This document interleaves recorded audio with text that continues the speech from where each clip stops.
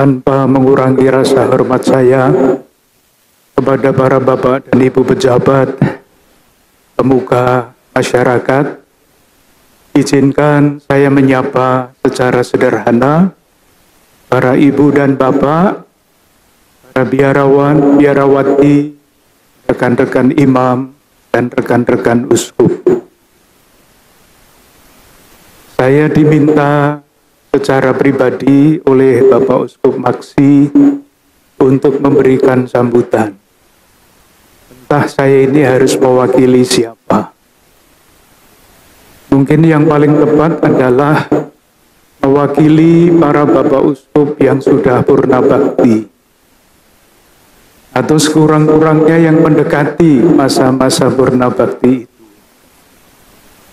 Atau mungkin menurut bahasa Bapak Uskup Maksi, mewakili alam raya.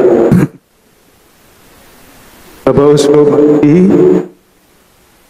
tentu yang paling utama adalah mengucapkan selamat atas kepercayaan Bapak Suci bagi Bapak Uskup untuk memimpin keuskupan yang baru ini.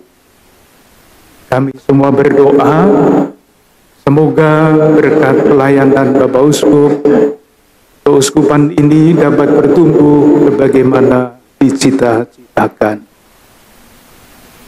Terima kasih kepada Bapak Uskup Sipri yang menuntaskan proses pendirian keuskupan baru ini. Proses yang lama, tidak mudah tentu saja, tapi akhirnya pada hari ini kita berduka cita karena pada hari ini diumumkan secara resmi pendirian keuskupan Labuan Bajo dan uskup yang ditabiskan untuk memimpin keuskupan ini. Saya juga ingin mengucapkan selamat kepada Papa, Mama dari Bapak Uskup Maksi beserta keluarga dan keluarga besar yang menjadi tempat yang pertama bagi bertumbuhnya hidup panggilan sebagai imam. Dan hari ini imamat itu dipenuhi dengan ditabiskan menjadi uskup. Hal-hal yang bagus sudah disampaikan oleh Bapak Uskup Maksi dan Bapak Uskup Sipri. Izinkan saya menceritakan saja apa yang saya alami 2 hari ini yang menjadi sumber kegembiraan bagi saya pribadi. Kemarin waktu berangkat ke sini di Jakarta, saya berjumpa dengan kakak kelasnya Bapak Uskup Maksi. Kalau tidak salah Bapak Roman. Bapak itu bercerita bahwa sejak dulu, sejak masa muda, Bapak Uskup Maksi ini selalu juara kalau ada perlombaan lawak. Mungkin nanti satu pertunjukan lawak Bapak Uskup. Di pesawat terbang saya membaca majalah hidup yang menceritakan siapa Bapak Uskup Maksi itu. Kembali lagi dalam alinea pertama yang disampaikan yaitu Bapak Uskup Maksi itu sungguh kaya humor. Bukan humor yang biasa tertulis itu. Humornya itu trinitaris katanya. Bagaimana para Romo humor trinitaris itu saya juga belum pernah dengar. Tetapi humor yang bermutu. Sehingga dikatakan ketika ada Bapak Uskup Maksi muda sejak muda dulu selalu ada sukacita, selalu ada kegembiraan. Dan tadi Bapak Uskup Anton di dalam khotbahnya berbicara mengenai anjuran Paus Fransiskus yang judulnya bersukacita dan bergembiralah. Panggilan menuju kesempurnaan kekudusan pada zaman modern. Logika batin saya mengatakan begini, humor itu menumbuhkan sukacita dan kegembiraan. Dan ternyata kegembiraan itu adalah salah satu tanda dari pertumbuhan menjadi semakin kudus. Di dalam anjuran apostolik itu, Paus Fransiskus mengatakan, kita semua, siapapun kita, dalam peran apapun kita mempunyai panggilan yang sama, yaitu bertumbuh menuju kesempurnaan kekudusan. Bapak Suci lalu mengajukan pertanyaan yang beliau jawab sendiri.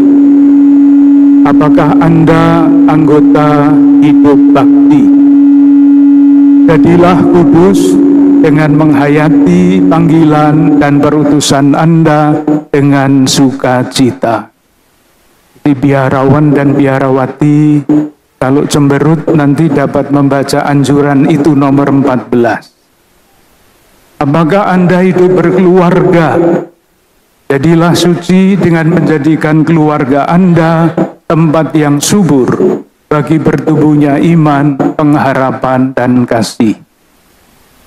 Apakah Anda berada dalam posisi jabatan yang menentukan?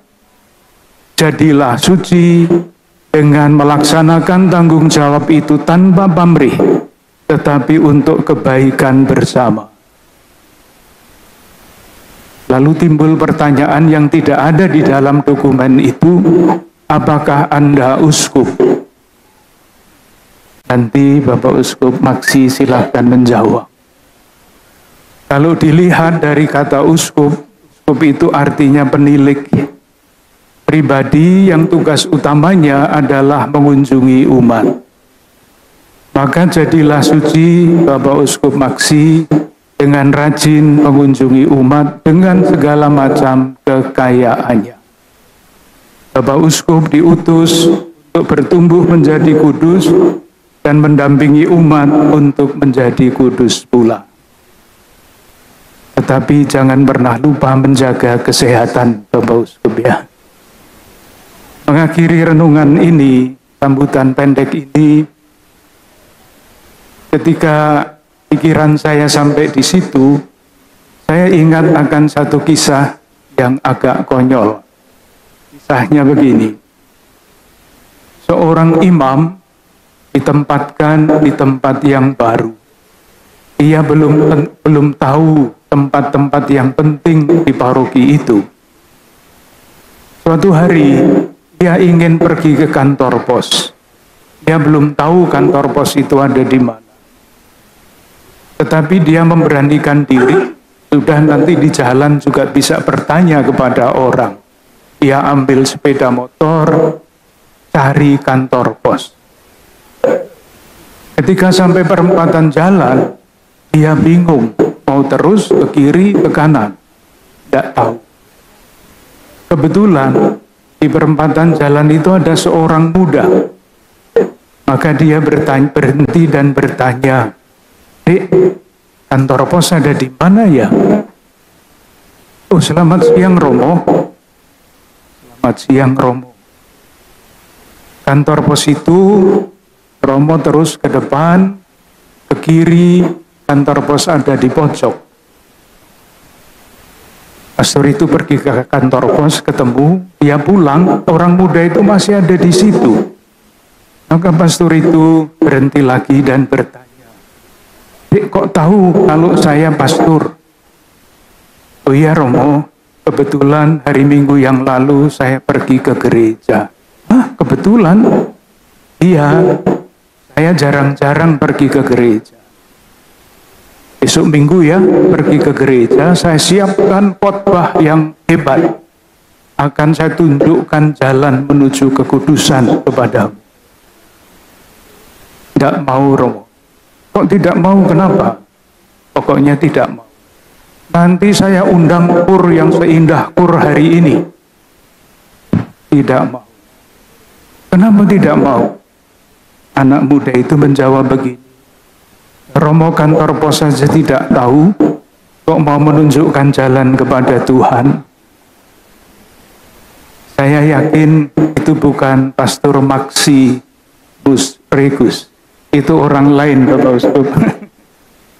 Moga-moga dengan segala macam pelayanan Bapak Uskup akhirnya mendampingi umat untuk bertumbuh memenuhi panggilan Tuhan bagi kita semua, bertumbuh menuju kesempurnaan kesucian. Terima kasih.